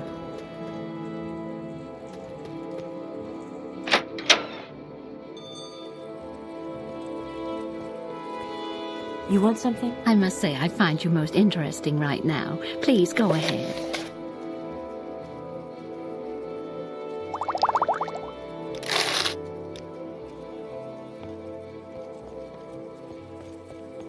I just have to try to remember not to drink this or use the bread in my alchemy. Wish me luck. Okay, that's cleared some stuff up. Red lichen.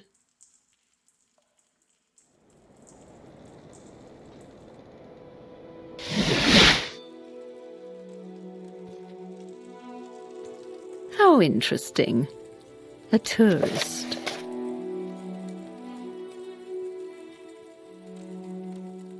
I'll look to see if they have any exclusive... Ooh! Exclusive restore willpower. I think that's what I need for the Fighters Guild. I'm gonna go try that right now. Go for future reference. That was where? Where am I? I'm gonna go check the street.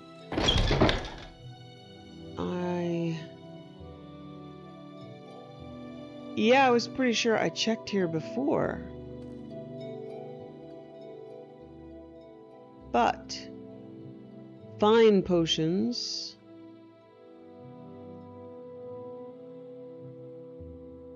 Okay.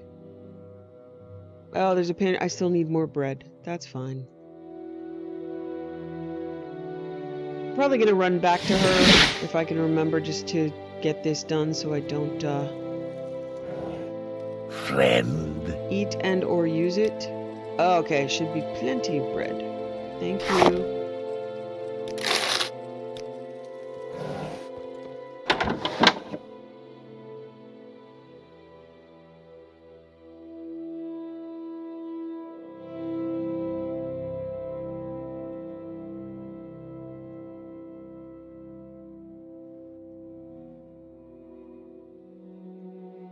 Okay, let's follow up on Ghost of the Gem, speak to the Necromancer. I just want her to be at peace.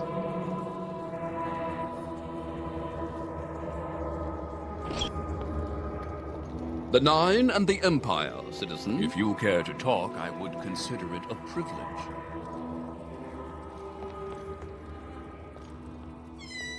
Only few people have the courage to enter my house.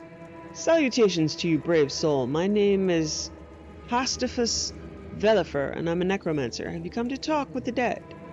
Very peculiar, very concerning. Could you tell me more about Misa Ryle? A colleague of yours has been trapped inside a soul gem, and you say she spoke to you from within? I find that unlikely. Soul gems cannot contain a spirit, only its energy. Let me take a look. Yeah, this one talked to me. I haven't had a soul gem talk to me before, so... how peculiar. It appears there's more to this gem than meets the eye. It's been enchanted to use the soul energy contained within to bind a spirit to it. In other words, Misa Ryle's ghost has been bound to this soul gem by her own soul magic. That would explain how she was able to speak with you back in Gand. Gods know what Volor planned to do with her captured spirit. Though her spirit is curiously dormant at the moment, it's likely she's still able to perceive her surroundings to a degree. With that in mind, I do hope you haven't been speaking too carelessly about Misa's situation with your colleagues. Valcritia Krek suggested that I smash the soul gem. It would certainly destroy the soul magic within the soul gem, but there's no telling how Misa's ghost would feel. There's no telling how Misa's ghost would fare such a barbarous act. In any case, I do have a solution in mind that would be guaranteed to decouple Misa's ghost from the soul gem. Tisisheva suggested that we use the soul gem to enchant a weapon. Not only would the effects of enchanting be unpredictable and potentially harmful to Misa's ghost, but such an act is morally reprehensible as well. If the binding enchantment persists, she could very well become bound to her new vessel, slowly losing her mind and sense of identity as her ghost withers away. I'm not surprised that an Argonian would be so cold-blooded.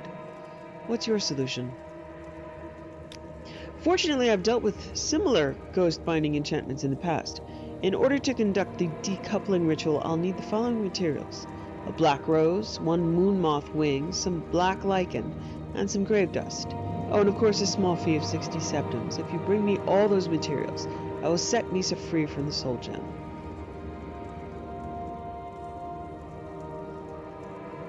How can I be certain you aren't going to use Misa's soul for your own twisted purposes?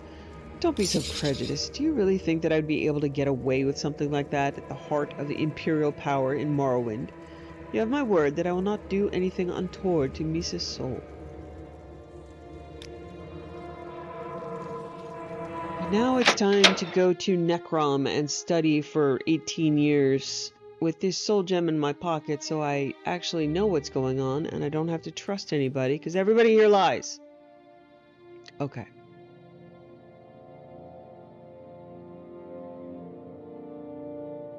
I'm going to try the Fighters Guild to see if I can finally help somebody today.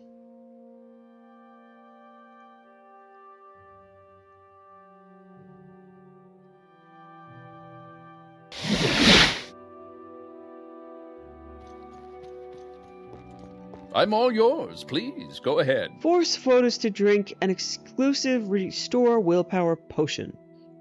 Photos begins coughing. Filthy wretch, I can finally speak for myself. Dunmer, I don't recognize you, but you must find the witch Margia Sakura. I failed to slay her and barely escaped with my life after she cursed me. Go to the cave of Gir, east of the city, past Skryenthul in the mountains. Find her and free me from this fate. Ah, is that Quar I smell, or just a Dunmer opening their big mouth? Okay. So we had him there for a second, but we finally got it. Okay, that's enough fetch and carry for the day. We're going to deliver the fetch and carry back to the young lady at the temple. Do we have everything?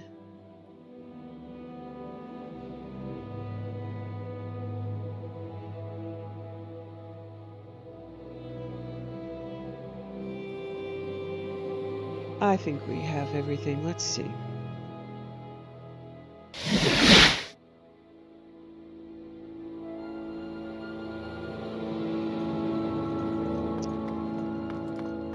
Greetings to you. Okay. I'm sorry, baby. I'm sorry, Junie. Guys, just hang tight for a little while later, but it's been a long day for me.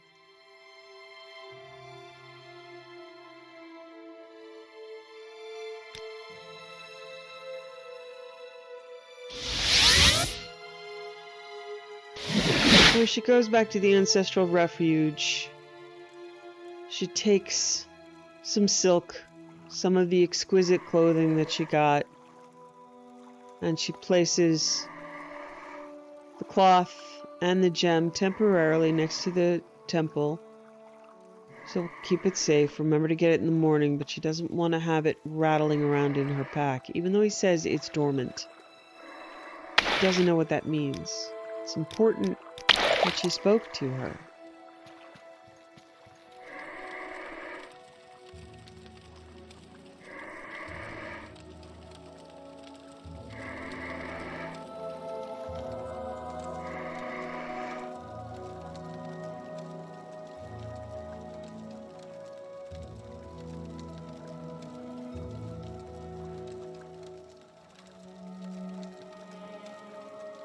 She usually prays in the morning, but right now she sends a prayer to all the other young women sent out to do things out of negligence, lack of information, or pure malice.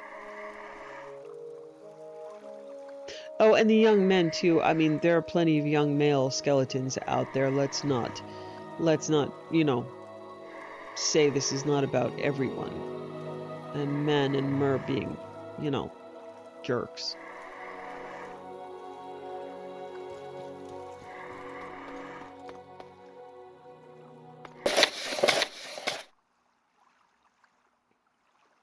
An Affair of Bards by the Breton bard Deandre. A delicate flower, Jasmine was born into privilege and married into prestige. A beautiful woman from Hammerfell, she never lacked for suitors. Her marriage to a minor noble was celebrated by her family and helped propel her career in the Legion. Though he was cold and oft times aloof, Jasmine loved her husband, or thought she did. She led an idealistic life, wanting for nothing but love. This she did not know until that fateful day she met me. I remember the day well, sitting in the Six Fishes Tavern, playing my lute and flirting with the beautiful ladies gathered around me like so many fawns. A wink here, a smile there, I had them all waiting on my very words, breathless anticipation of my next verse. My music filled the air with its sweet sounds of seduction and pleasure. Tales of love lost, beasts defeated, obstacles overcome, and lost loves rediscovered entrapped my audience into my carefully created web, set to ensnare the unwary. A high time I had, gleefully flirting, making veiled promises and catching fleeting glimpses. A humble bard from High Rock I was not that night, and I enjoyed every minute. That was until my vision of beauty glided in. As the door to the tavern opened, all eyes swung to her presence. A noble lady in a less than noble establishment. Dark skin stood out in stark contrast to the creamy wave occupying the floor, though no less lovely for it. Brown eyes swept over the crowd, from a face as delicate as any flower before a small smile lighted upon that face, which haunts me still. Know, dear reader, that many a bard, yours truly included, have sung about that quickest of love, the love that grasps a hold of one's heart. Know, dear reader, that many a bard, yours truly included, have sung about the quickest of love, the love that grasps a hold of one's heart with the merest of glances and refuses to let go. If you were to listen carefully, you would hear the barest of cynicism present when one of the baldric arts sing of such. For we know, more than any other, the falsehood of this love. Or so I thought, until I gazed at that flawless skin, those graceful limbs that parted the sea before them, those lips slightly apart, as if a portent of pleasure to come. I stood struck, momentarily forgetting my place, but quickly resumed my song as the hush ascended and conversations began anew. My attention no longer affixed on those lovely morsels arranged before me, I fell into the depths of the eyes that captured me. She sat alone at a table near where I was singing and politely watched me, though she did not stir for a few moments as the waitress requested her order. With the barest of turns, she laid out her request and returned to me. My heart fluttered then, afraid I would lose her forever. My song finished, I strummed my strings as I composed a new one just for her. Listen, dear reader, as I relate it. For you to be in my arms, my precious lute, pluck your strings, every note one of love, to caress your slender neck, every tone given freely, bringing your song to life, filling my air with your music. Oh, how she blushed then, a perfect crimson neath a flawless complexion. I must admit the satisfaction I received upon beholding this blush from a rose. I sat down my lute and excused myself from the gaggle of beauties arrayed beneath me, some casting glances of pure venom at the red-garbed lady who so carelessly stole the attention that they craved. As I carefully navigated the gauntlet of outstretched hands, I made my way to the bar, carefully concealing a note whilst there. As I returned to my seat, I casually brushed against my fair maiden, dropping my note into her lap. Her blush deepened to a ruby glow, the heat of which warmed my back as I made my careful way through the nest of venomous snakes to return to my seat. I picked up my lute and sang to those savage beasts, casting nary a glance at the plucker of my strings, as I sang sweetened songs of love and romance. Those jealous hearts soon forgot their venom. Fangs were retracted, perceived slights forgotten. My songs finished, I set aside my lute to receive their congratulations, fending off more than one opportunity with a disarming smile and a hint at possibilities. As those lovely flowers swept from the inn, I stole one last glance before ascending the stairs to my room. Oh, how my heart beat inside my chest, fear that it would kill me soon. I had barely gained my room and set aside my lute when there was the softest of knocks on the door. I swept it open in a rush, the sight of my delicate beauty stopping my arm. She lowered her head demurely before returning to my sight with a slight tilt. Tones of the purest gold issued forth as she addressed me. Master Bard, I wish to inform you of my pleasure upon hearing your wondrous tales. I wish to press the question of a private audience with you, if that would please you, good sir. I released my death grip on the door and flourished a low bow before gently taking her hand and bestowing upon it a kiss. It would please me to no end, dear lady. Where should you wish this audience to take place? Merely breathe the barest hint, and I shall most certainly be there. Her eyes lit up mischievously at the brilliance of her smile, as it momentarily blinded.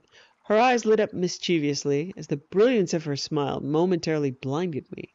She looked past me into my room before deigning to reply, "I believe here will suffice, Master Bard, unless there is another place that suits your fancy."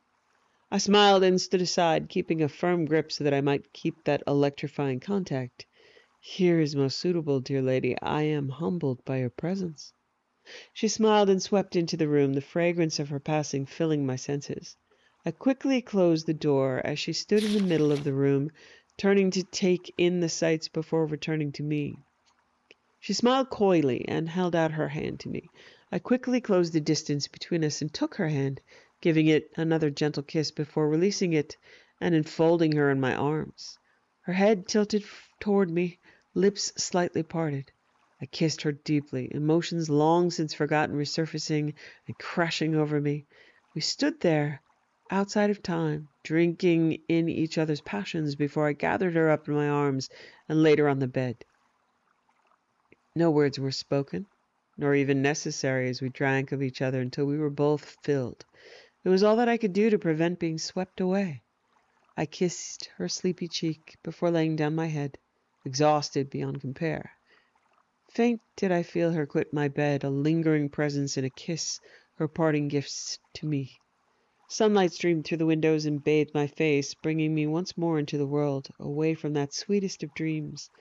Dressing quickly, I settled my debts with the innkeeper and set about, a smile on my face and a new jingle in my pocket. New horizons called to me, but ne'er will I forget that most delicate of flowers, the one who stole the keys to my heart. Call me foolhardy, gentle reader, a chaser of dreams and catcher of none. Faint I deserve it, but is it not the chasing of dreams that drives men forward? For without dreams are we not animals? Ha! To this day I chase after my dream, catching only the merest glimpse, pushing ever forward. I call to you, my delicate flower, thy bard awaits thee.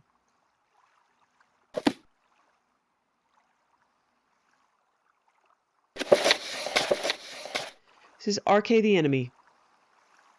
Hear me, children. Once I was a lowly man such as yourselves.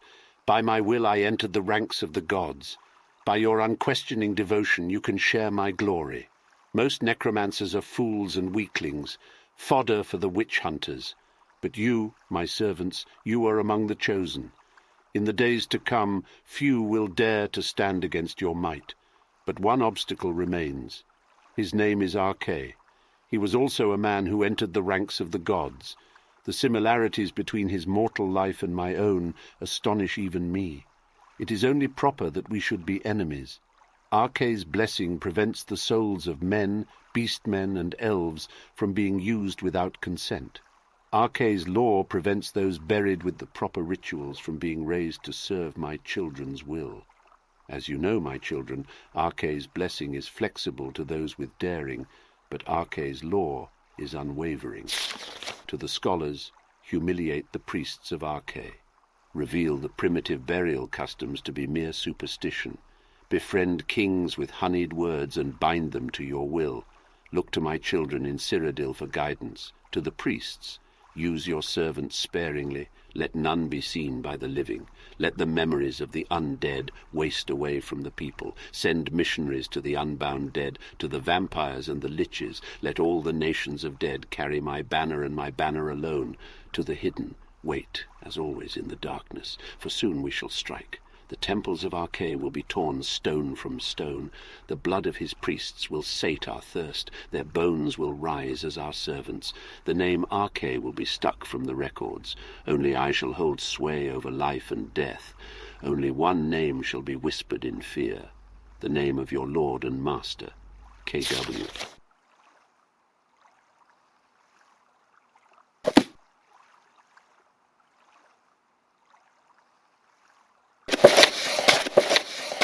Bloatspore Cultivation and Harvesting by Barusa Galden. Bloat Spore Cultivation and Harvesting by Barusa Galdin. The Nature of the Bloat Spore. Bloat spore is a large fungus, recognizable by its mottled red pod with thick white rim. It produces a substance called bloat, a white fleshy tuber that has valuable uses in alchemy. It grows in dark, humid climates, found mainly in enclosed cave systems. It once thrived along the Bitter Coast, but has dwindled to a few select caves in Vardenfell. The blight has nearly caused this spore's extinction across the province. Though variants exist in the Black Marsh, only through careful cultivation may the native Morrowind species be preserved. Cultivation. Due to the blight, bloat spore must be sheltered from the elements. They thrive best in humid caves in the presence of bioluminescent fungus. Cultivators use glowing magicka crystals to accelerate their growth. These crystals are imbued with power until they radiate a magicka field. The bloat spores absorb the magicka, causing accelerated growth and improved quality of the bloat it produces. The production of magicka crystals is a long-held Telvanni secret. Bloat spores can be grown without these crystals. However, they will not grow as quickly or as large. Threats to the bloat spore. The greatest threat to the bloat spore is blight disease. This disease, often carried by infected creatures, can devastate whole bloat spore populations. Due to an increase in infected creatures sheltering in caves from blight storms, the bloat spore has nearly become extinct throughout the province. Bloat spore is the shork's primary food source. The bloat spore was not under threat until blight storms decreased the food supply and tipped the balance. There are no longer enough bloat spores in existence to supply the shork population. Lacking an abundance of alternate food supplies, shorks will travel for miles to feast on the last remaining bloat spores in the region. Shorks will always find a way to get into caves, so bloat cultivators must be vigilant in keeping them away. However, shorks are not the only threat. Any blight-infected creature can threaten the spores, so any creatures that crawl into bloat mine must be eradicated. Harvesting. Harvesting bloat is a delicate process. Extreme care must be taken not to harm the bloat spore while removing the white fleshy tuber from its center. Ages ago, before the bloat spore became endangered, muck shovels were used to extract the tuber from the spore. These days, such reckless methods are far too dangerous to the dwindling bloat spore population. Today's methods involve carefully cutting the tuber away from the pod with a sharp knife. Care must be taken not to damage the pod, otherwise the spore will shrivel up and die. If its outer flesh is cut or damaged, a deep rot will quickly set in. If the cut is not too deep, a magical salve may be applied to the spore, and eventually it will heal. But if the cut is too deep, there is no saving it. Even bruises can cause the spore to shrivel up and rot. Found deep within the tuber are the bloat spore's seeds. The bloat spore produces the tuber to attract creatures, such as the shork, to feast upon it. The bloat spore usually dies at this point, its seeds fertilized by its mother's decaying matter. Bloat cultivators remove the seeds after extracting the tuber, which can be planted in a compost of dung and decaying plant matter mixed with bloat. If the cultivator is careful, the bloat spore will live on to produce more bloat and more seeds. It usually takes several months for the tuber to grow large enough to be harvested again. This time can be cut down to 3 months with the aid of magicka crystals. The bloat spore can live like this for up to 5 years, at which point it stops producing bloat.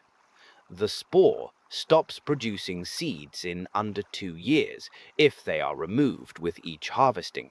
But removing the seeds will, in the long run, produce more seeds than if they are left alone.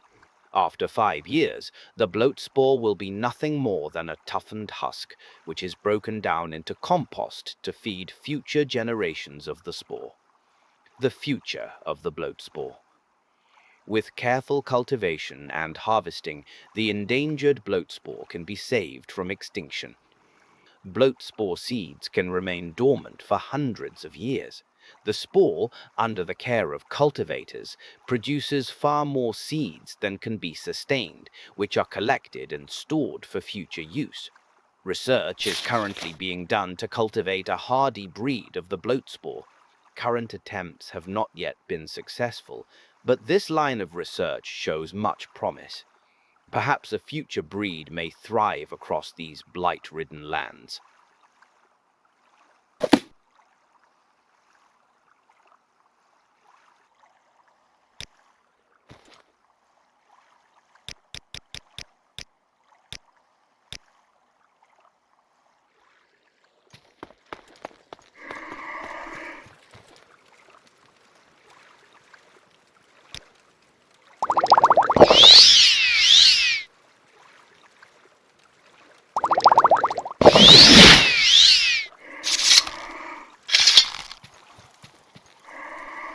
She carefully picks up the crystal as she gets ready to go. Gem cool and not warm in her hands. It doesn't speak. She does know where there's a black rose now. And she hopes she can bring this young woman to peace.